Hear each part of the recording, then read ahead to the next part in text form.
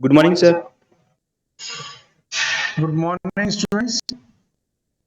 Good morning, sir. Morning, sir.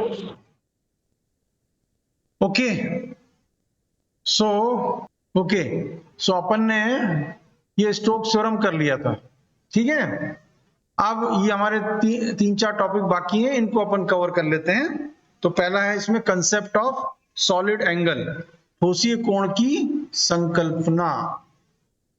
So let us do this. ये तो हम problems कर रहे थे।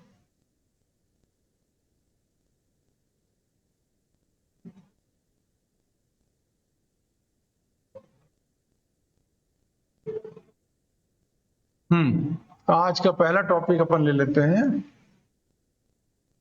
Concept of solid angle.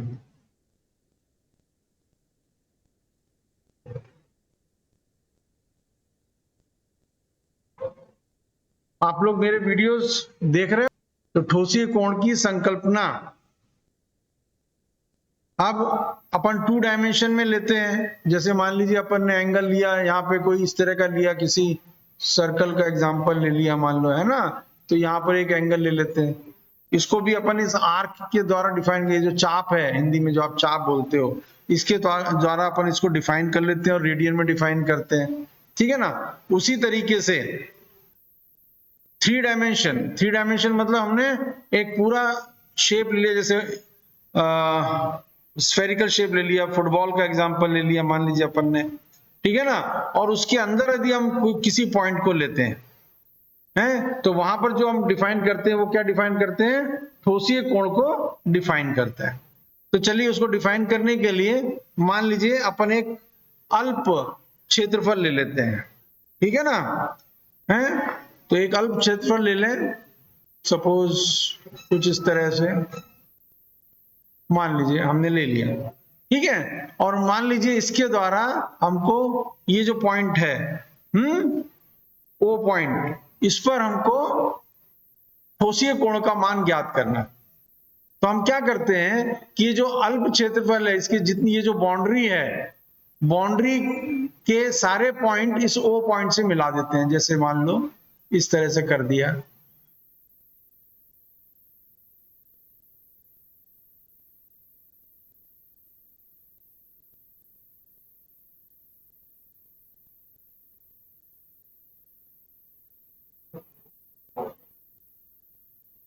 समझ में आ गया कैसा हो गया? ये एक कोन की तरह बन गया ये, है ना। आइसक्रीम का कोन खाते हो, लेते हो आइसक्रीम खाते हो ना कोन में,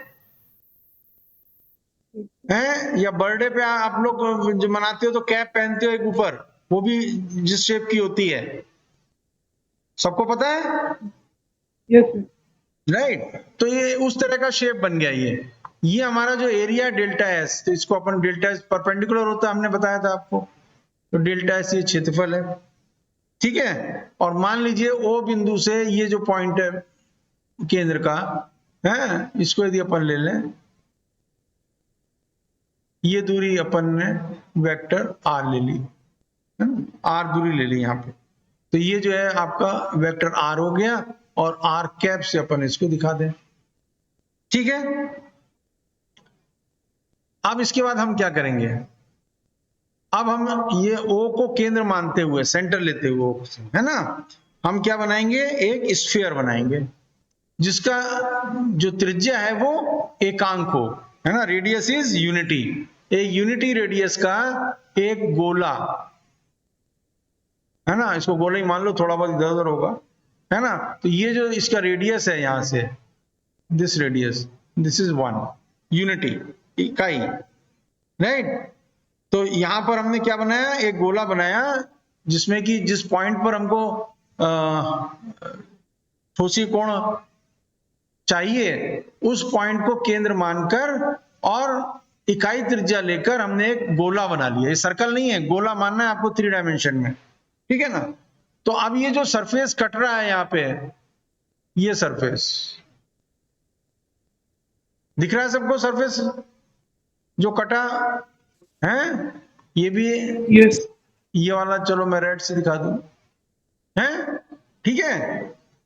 ये जो सरफेस है इसकी जो एरिया होगी इस रेड वाले की, सपोज डेल्टा ओमेगा, ये क्या हो गया, इसका क्षेत्रफल हो गया, है ना। ये भी एक सरफेस है जिसका क्षेत्रफल डेल्टा ओमेगा हो गया, ठीक है ना।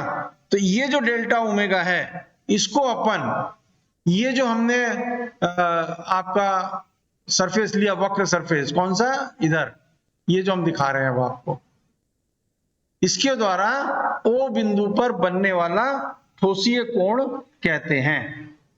समझ में आ गया। ठोसी कोण क्या आ रहा है यहां पे, तो ये जो क्षेत्रफल है ये क्या कहलाया, ठोसीय कोण कहलाया, ठीक है। So area of the surface, तो अब अपन कैसे लिखेंगे इसको, area of the surface, area of the surface of the sphere of unit radius, है ना, इकाई त्रिज्या कर लिया अपन ने, ऑफ यूनिट रेडियस, ठीक है ना, which is enclosed, which is enclosed within the cone, cone के अंदर का, है ना, कोन के अंदर का अपन ले रहे हैं, बाहर का नहीं ले रहे हैं, बाहर का अलग है। So with in the cone है, is called solid angle, solid angle D omega. तो हिंदी में अपन इसको लिखेंगे कि यदि बिंदु O को केंद्र मानकर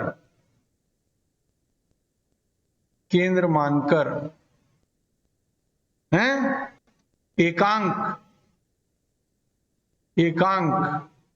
लंबाई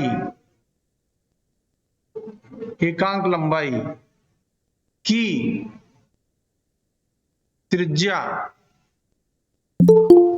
एकांक लंबाई की त्रिज्या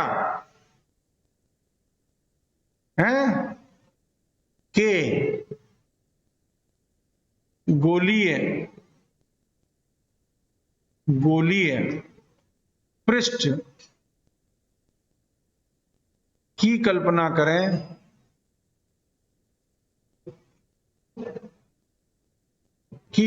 करें तो इस गोलीय पृष्ठ का वह उभय क्षेत्रफल,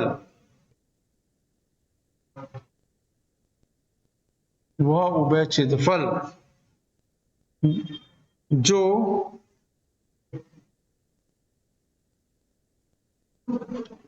पूर्व निर्मित शंकु मतलब कोण, है ना, पूर्व निर्मित शंकु के अंतर्गत आता है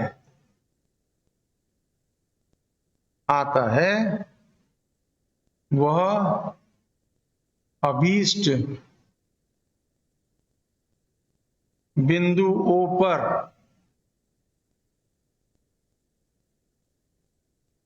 O पर सदिश क्षेत्रफल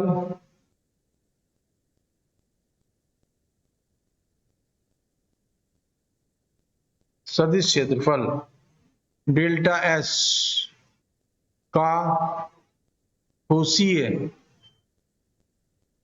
कोण डेल्टा ओमेगा कहलाता है। समझ में आ गया बेटा बात। ठोसी कोण किसको कहते हैं, ये समझ में आ गया क्या सबको? Yes.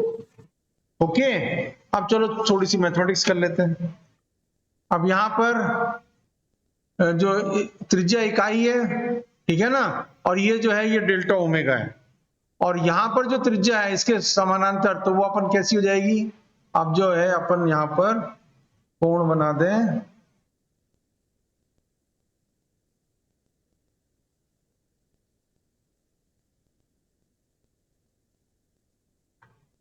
इस तरह से इसके समानांतर,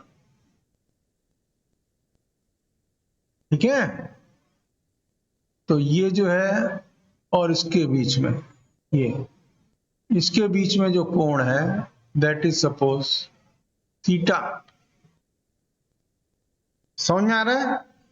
तो ये यदि थीटा है तो ये जो कोण है ये भी थीटा होगा, क्योंकि आर जो है आर कैप, वो तो ये हरे वाला जो हमने बनाया सरफेस इसके लंबवत हो गया, और डेल्टा एस जो है वो ये जो रेड से दिखाया इसके लंबवत हो गया।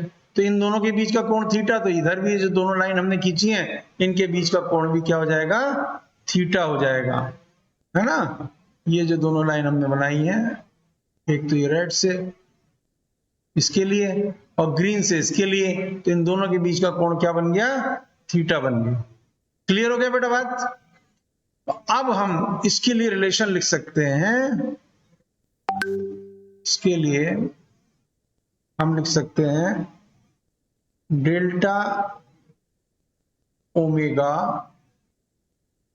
राइट, अपॉन 1 स्क्वायर, क्योंकि एरिया की बात है इसलिए स्क्वायर के रूप में लिखना, delta omega upon 1 square, that will be equal to, अब ये जो डेल्टा एस है देखिए आप, है ना, ये जो डेल्टा एस है, तो डेल्टा एस का घटक हो जाएगा इसके लिए, जो ग्रीन वाला हमने बनाया है ग्रीन से, तो ग्रीन के लिए ये क्या बन जाएगा इसका, this will B delta S, sorry not in this manner, ये ऐसे आएगा, आर की दिशा में आएगा, ये गलत बन गया, इसको मिटा देते हैं,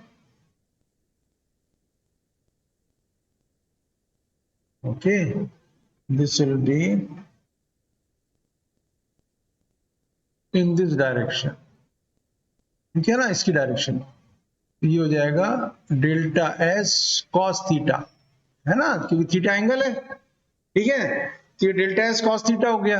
तो यदि इसकी एरिया, लाल वाला जो सरफेस लिया है उसकी एरिया यदि डेल्टा एस है हमारी, है ना, तो इसकी एरिया क्या बन जाएगी, डेल्टा एस कॉस थीटा हो जाएगी, इसका घटक हो जाएगा उस दिशा में।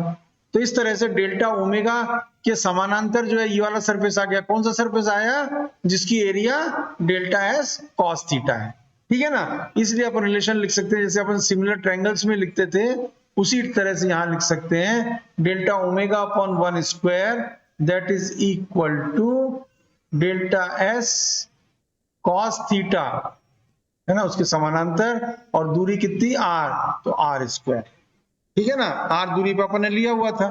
अब देखिए अपन इसको यूं भी लिख सकते हैं, क्योंकि डेल्टा एस कॉस थीटा किसकी दिशा में है, आर की दिशा में है, तो अपन इसको यूं लिख सकते हैं वेक्टर रूप में, delta S dot R cap, क्योंकि आर कैप उस दिशा में, अपॉन आर स्क्वायर, या अपन इसको यूं भी लिख सकते हैं delta S dot R, sorry vector R upon R cube, ठीक है। So your delta omega that becomes delta S dot vector R upon R cube.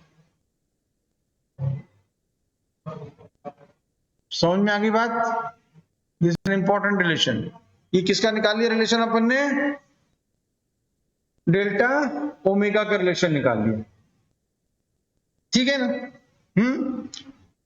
अब मान लीजिए ये जो है, ये तो हमारा क्या हुआ था, यहां पे तो हमारा जो सरफेस इतना ही था जो कि हमने रेड से दिखाया हुआ है।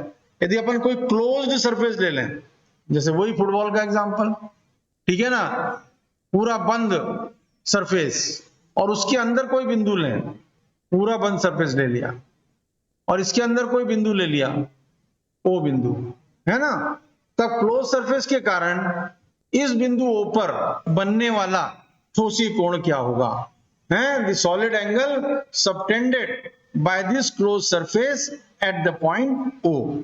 तो उसको निकालने के लिए अपन क्या करेंगे, अपन सीधा इसको इंटीग्रेट कर देंगे। तो अब अपन क्या लिख रहे हैं, solid angle subtended by a closed surface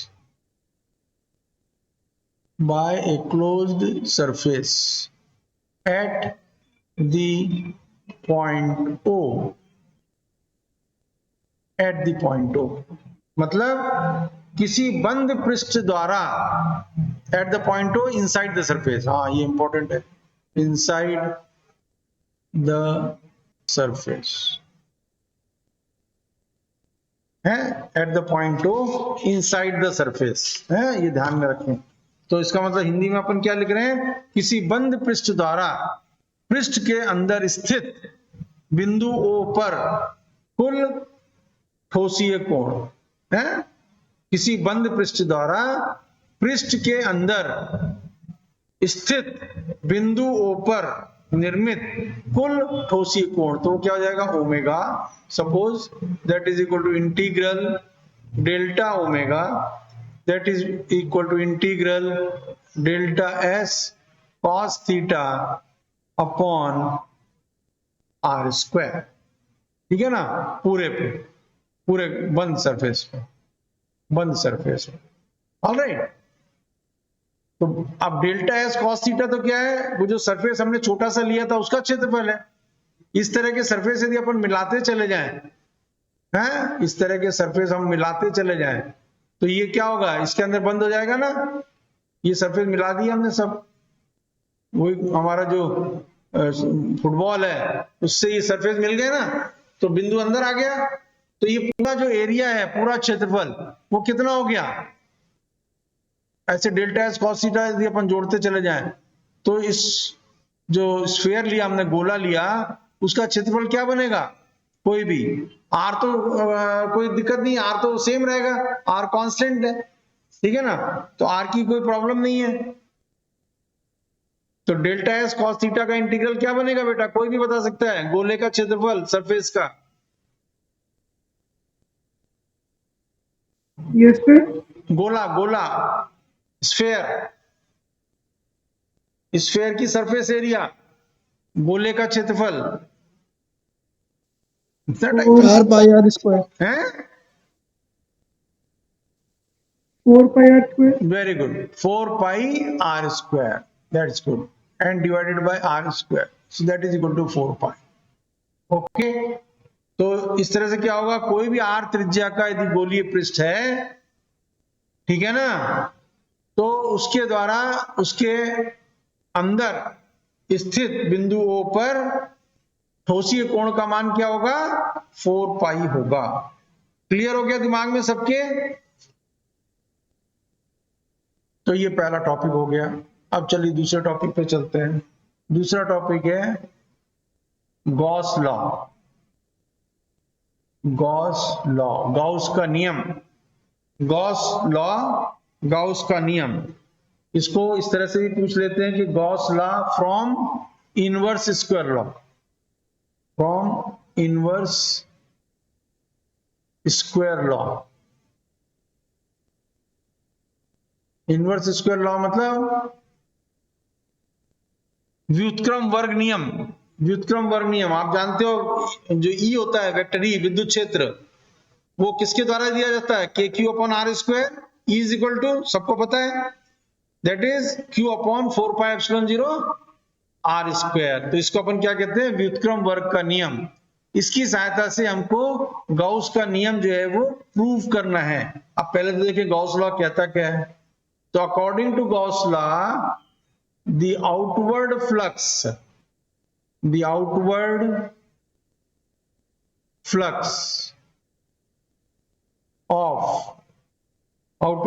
of electric field, अच्छी तरह से समझ लीजिएगा, इंपॉर्टेंट क्वेश्चन है बेटा, एग्जाम में पूछा जाता है।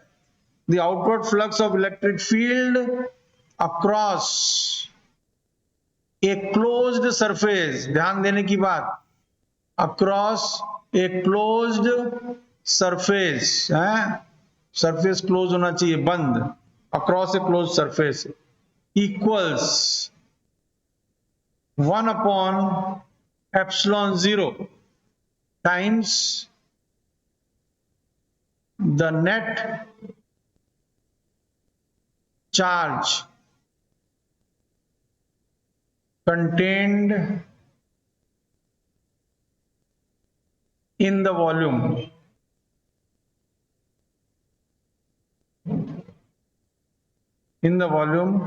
enclosed by the surface। अब कोई भी बंद सरफेस होगा तो उसके अंदर वॉल्यूम होता है कि नहीं होता है, इसलिए कहा है कि उस वॉल्यूम के अंदर जितना भी नेट चार्ज है, कुल आवेश है, वो उसको लिया हुआ है। ठीक है ना। तो यहां पर इसको अपन हिंदी में इसको लिखें तो गॉस के नियम के अनुसार किसी बंद पृष्ठ है ना, क्लोज्ड सरफेस, बंद पृष्ठ, किसी बंद पृष्ठ से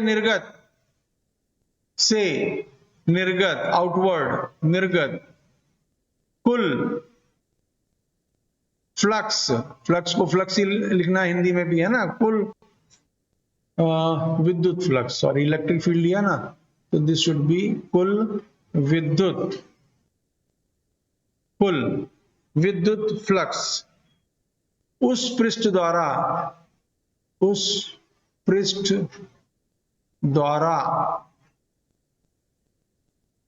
परिबद्ध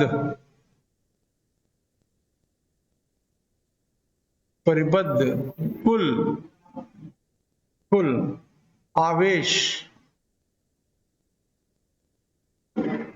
का 1/ε0 गुना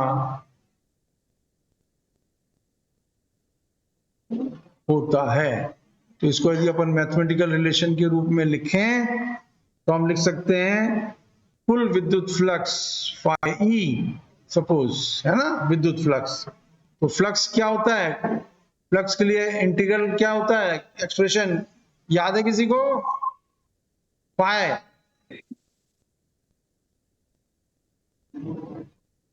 नहीं है यार, dot D A, B dot D A, E dot D S, very good. तो धीमे क्यों बोल रहा है बेटा, तेजी से बोल, ई dot D S, okay, surface integral, ये विद्युत फ्लक्स हो गया। और गॉस का नियम क्या कह रहा है, ये कितना होना चाहिए, 1/ε0 और उसके अंदर जितना आवेश है वो सिग्मा क्यू। ठीक है ना। जहां पे सिग्मा क्यू क्या चीज है, सिग्मा क्यू कुल आवेश जो अपन ले रहे हैं, Q1 plus Q2 plus Q3 and so on, ये सब मान लीजिए इस वॉल्यूम के अंदर क्या है, आवेश है। क्लियर होगी बेटा बात। अब पहले तो फ्लक्स की बात कर लेते हैं। यदि मान लीजिए ये जो आवेश अपन ने लिए Q1 Q2 Q3 है ना, ये सपोज इनका नेट आवेश 0 हो जाए, मतलब कुछ तो धनात्मक आवेश हो और कुछ ऋणात्मक आवेश हो, है, तो उसका मतलब क्या हुआ कि जो आउटवर्ड फ्लक्स है, निर्गत कुल विद्युत फ्लक्स, उसका मान कितना हो जाएगा, 0 हो जाएगा। इसका मतलब कहने का कि यदि मान लीजिए किसी सरफेस से निकलने वाला या निर्गत कुल विद्युत फ्लक्स का मान 0 है, तो इसका मतलब ये हुआ कि या तो उस सरफेस जो क्लोज सरफेस है उसके अंदर या तो कोई आवेश है ही नहीं है, या जितने भी आवेश हैं उन सबका सम जो है वो 0 है। क्लियर हो गई बात, ये क्लियर हो गया। उसी प्रकार से यदि मान लीजिए फ्लक्स पॉजिटिव है तो अपन क्या निष्कर्ष निकालेंगे, यदि फ्लक्स धनात्मक है तो क्या निष्कर्ष निकालोगे,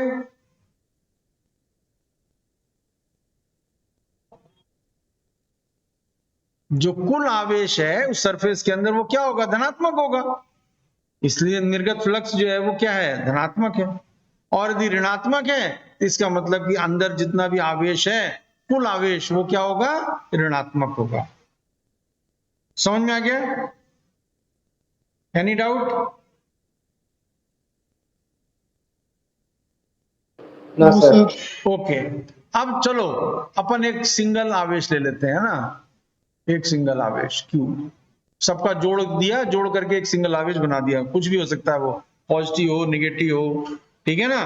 तो अपन ने यहां पर एक सिंगल आवेश ले लिया, सपोज +Q, ओके, ठीक है, और इसको सराउंड कर दिया कोई सरफेस से, ओके, ये इसके अंदर है, ठीक है। तो अब यहां से इसकी जो इलेक्ट्रिक फील्ड होगा,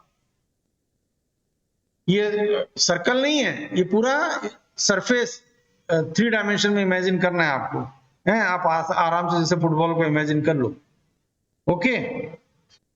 तो इलेक्ट्रिक फील्ड की जो इंटेंसिटी है वेक्टर ई, वो हमेशा किस डायरेक्शन में होगी, रेडियल डायरेक्शन में होगी, vector E that will be in the radial direction, ठीक है।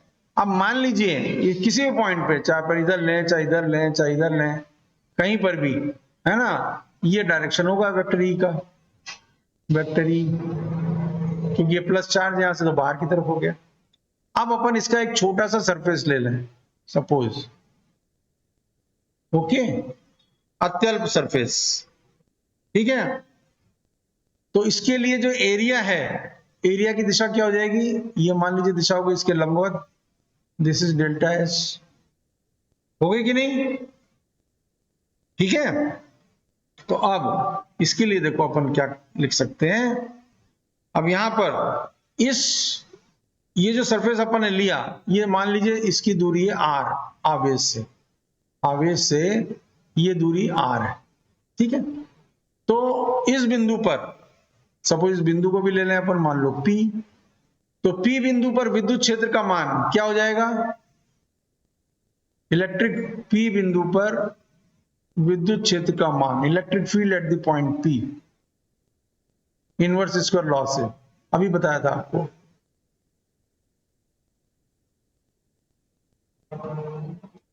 क्या हो जाएगा, vector E that is equal टू, कौन बताएगा भाई, KQ/R²। KQ by R square. So this will be Q upon 4 pi epsilon 0 R square. ये तो हो गया इसका मैग्नीट्यूड, परिमाण, और दिशा कौन सी हो गई, जो R की दिशा है। तो ये वेक्टर E की दिशा जो है वो जो R कैप अपन कहते हैं, है ना, इस दिशा में अपन R कैप भी ले सकते हैं। सो जो R कैप की दिशा है तो इसको अपन ने कर दिया R कैप, तो ये पूरा वेक्टर रूप में हो गया, ठीक है। अब इस सरफेस से, ये जो छोटा सा सरफेस अपन ने लिया है, इससे निकलने वाले फ्लक्स का मान, इससे निकलने वाले फ्लक्स का मान को अपन लिखें, तो अपन लिख सकते हैं डी फाई, है विद्युत फ्लक्स जो निकल रहा है, D phi E, that you can write as E dot D S, लिख सकते हैं ना, ठीक है। यस। और this will be equal to, E का मान क्या है, Q upon 4 pi epsilon 0 R square और आर कैप डॉट ds, हो गया कि नहीं, ठीक है। या इसको अपन लिख सकते हैं, अब यहां लिख लेते हैं, चलिए, D phi E that is equal to q upon 4 pi epsilon 0 R cap dot ds upon R square. और ये क्या चीज है, R cap dot ds upon R square, क्या है बेटा, ये ds cos theta upon R square है, यही है ना, ग्रेड फाई। या अभी डिफाइन किया था अपन ने, क्या है ये, डेल्टा फाई। अरे नहीं, डेल्टा ओमेगा, डी ओमेगा है ये, देखो equation number 1, delta omega is delta S dot R upon R cube, है ना, या delta S dot R cap upon R square. तो अपन इसकी जगह क्या लिख सकते हैं, इसकी जगह लिख सकते हैं हम डेल्टा ओमेगा या डी ओमेगा, तो अपन इसको लिख सकते हैं Q upon 4πε0 into D omega. समझ में आ गई बात? क्लियर हो गया? अच्छा, यस सर। अब पूरा सरफेस लेना। अपन ने तो सिर्फ एक छोटा सा सरफेस लिया ना, इसका एक अत्यल्प हिस्सा लिया, छोटा सा हिस्सा ले लिया। हमको लेना पूरा सरफेस। तो पूरे सरफेस के कारण क्या हो जाएगा? नेट इलेक्ट्रिक फ्लक्स है, कुल विद्युत फ्लक्स किसके कारण? पूरे सरफेस के कारण। So net electric flux due to complete surface, जिसके अंदर वो चार्जेस हैं। तो ये पूरा गोला है कौन सा?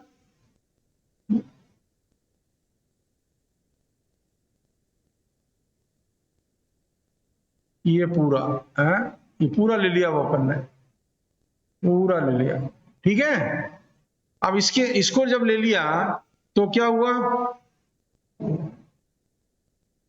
नेट इलेक्ट्रिक फ्लक्स, उसको अपन इंटीग्रेट कर दें तो phi E that will be equal to Q upon 4πε0। तो अपन बाहर ले सकते हैं, कोई दिक्कत नहीं है। इंटीग्रल डी ओमेगा,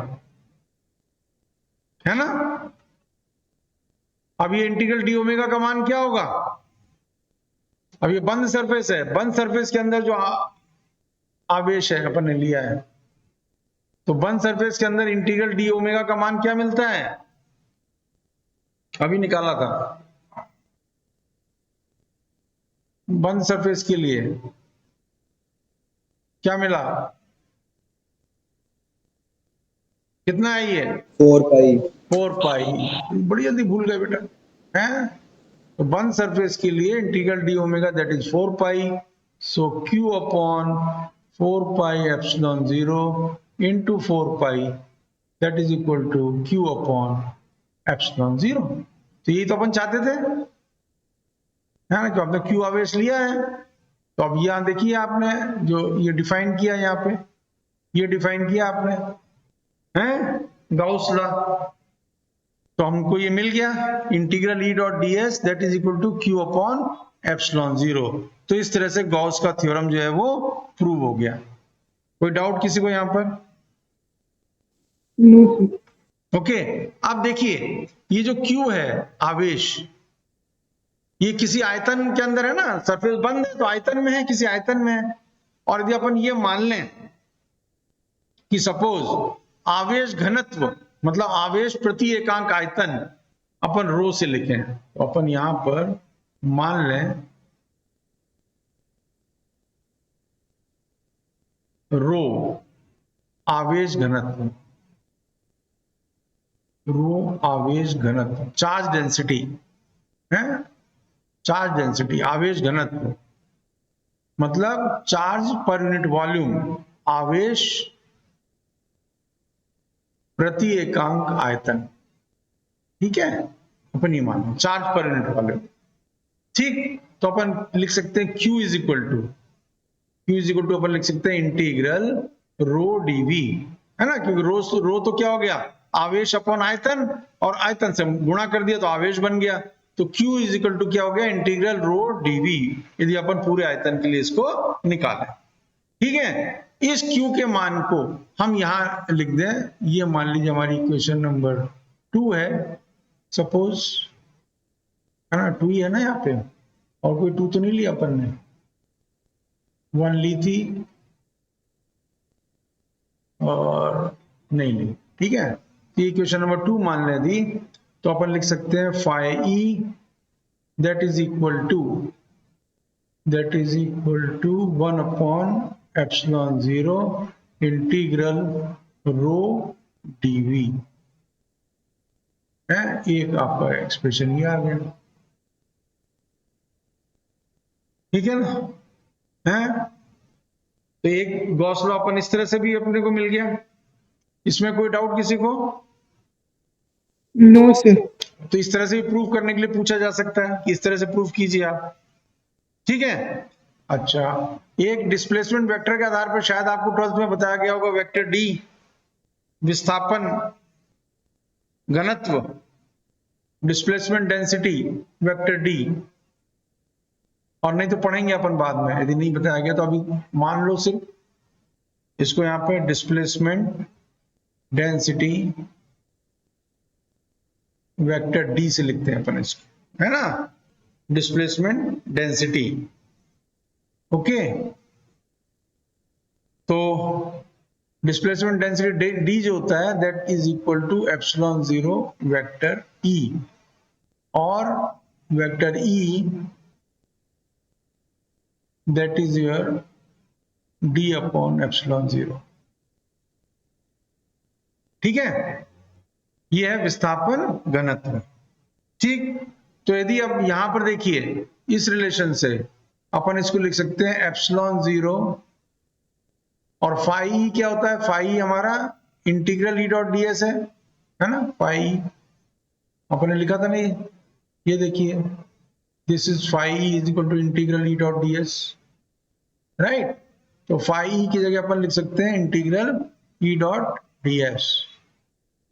तो चलिए यहाँ पे epsilon zero into phi E that is equal to integral rho D V, volume integral, और इससे अपन लिख सकते हैं एप्सिलॉन जीरो पाई की जगह integral E dot D S, है ना, is equal to integral rho DV.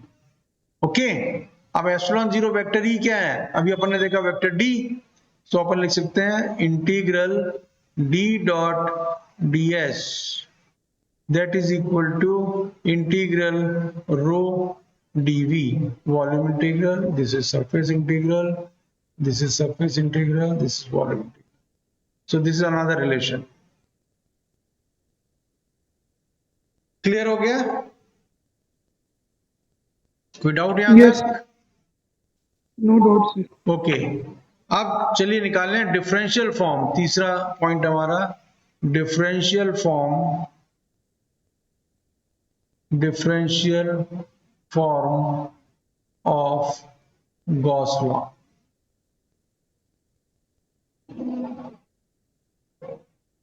Alright, अब हमारे पास क्या है देखिए, phi E that is equal to integral E dot D S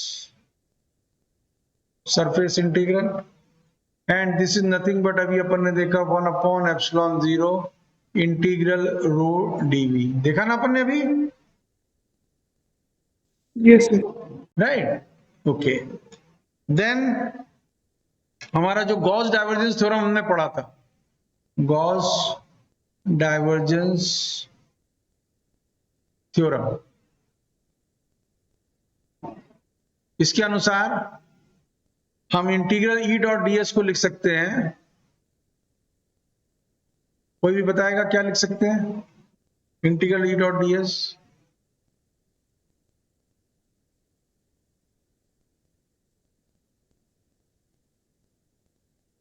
कोई भी?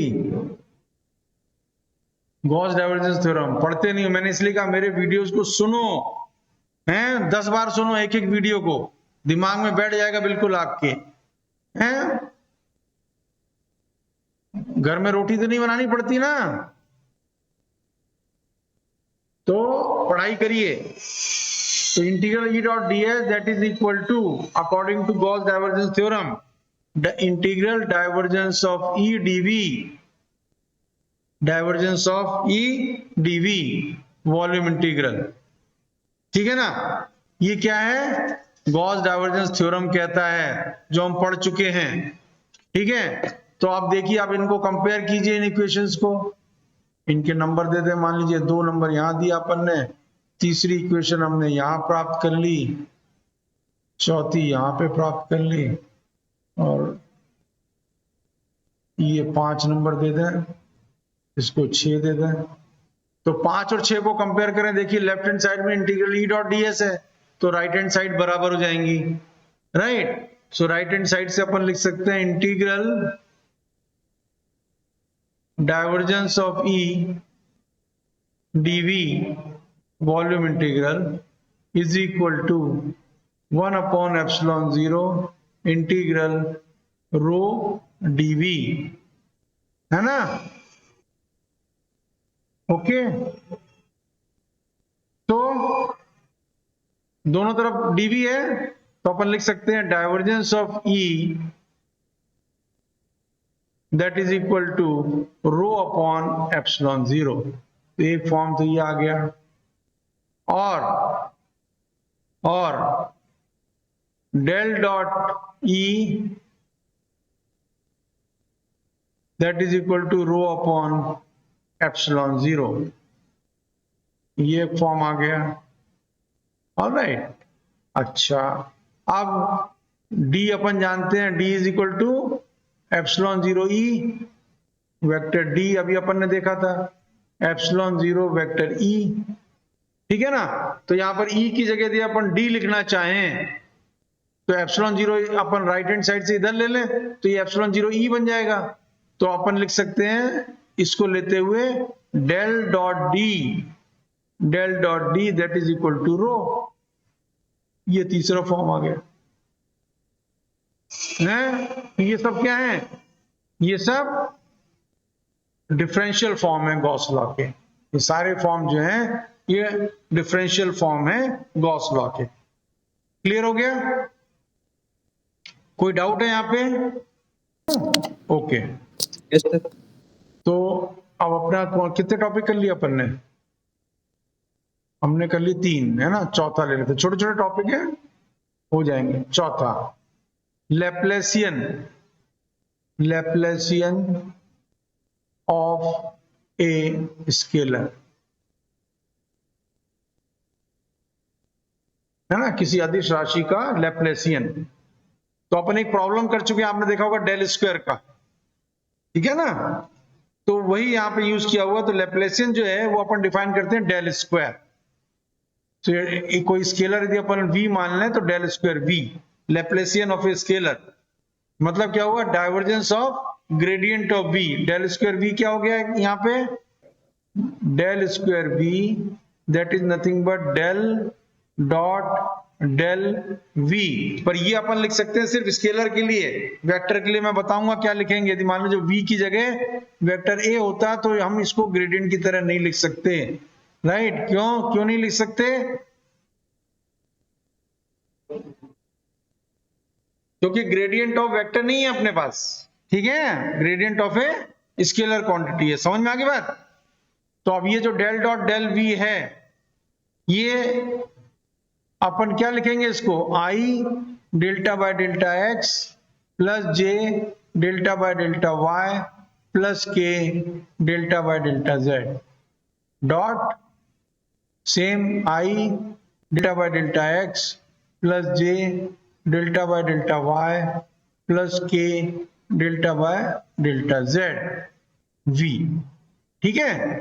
अब ये जो डॉट प्रोडक्ट निकालेंगे तो आई डॉट आई तो 1 होता है और बाकी आई डॉट जे 0 और आई डॉट के 0। तो ये अपन देख चुके हैं, बता चुके हैं आपको।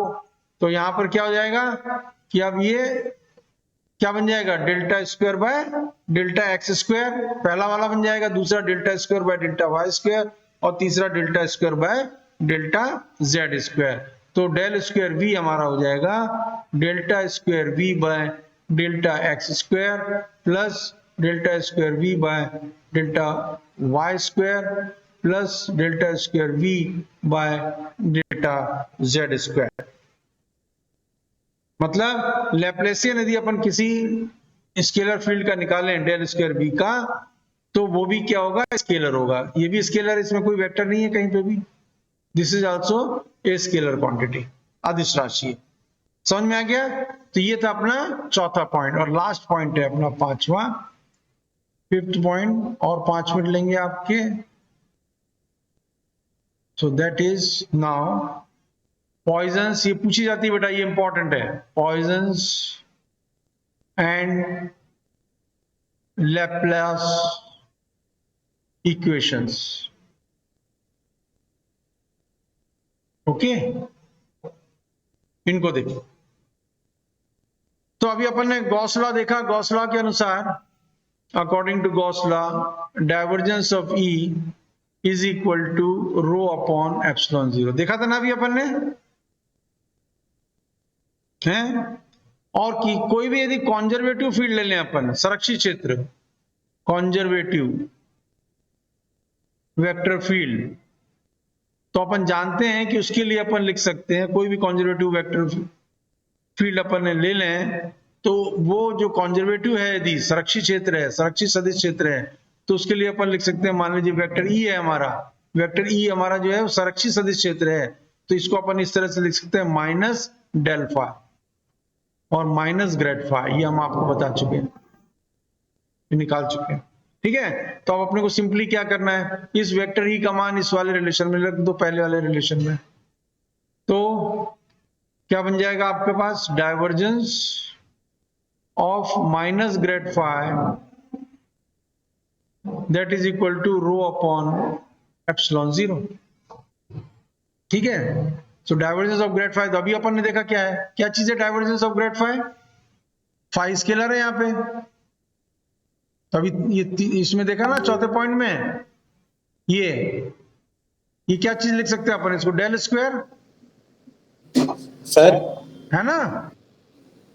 सो divergence of minus grad phi is rho upon epsilon zero, और यहां पर डाइवर्जेंस ऑफ ग्रेड फाई इसको अपन लिख सकते हैं del dot del phi that is equal to minus rho upon epsilon zero, alright. So del square phi that is equal to minus rho upon epsilon zero. This is your Poisson's equation.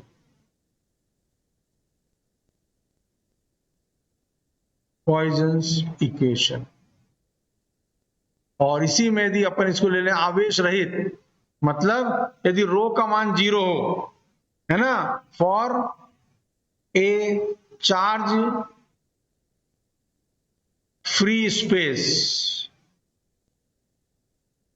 मतलब rho is equal to zero, in this case del square phi that is equal to zero, और इसको अपन कहते हैं Laplace equation. This is your Laplace equation. ये दोनों equation important है, परीक्षा की दृष्टि से भी, परीक्षा में भी पूछी जाती है, ठीक है ना। क्लियर हो गया, clear, any doubt? So that completes your this chapter, ये वाला चैप्टर जो कंप्लीट है आपका। अब इसके अपन प्रॉब्लम्स लेंगे अगली क्लासेस में, तो आप लोग थ्योरी को अच्छी तरह से तैयार कर लें, जिससे कि आपको प्रॉब्लम करने में कोई कठिनाई नहीं आए, ओके।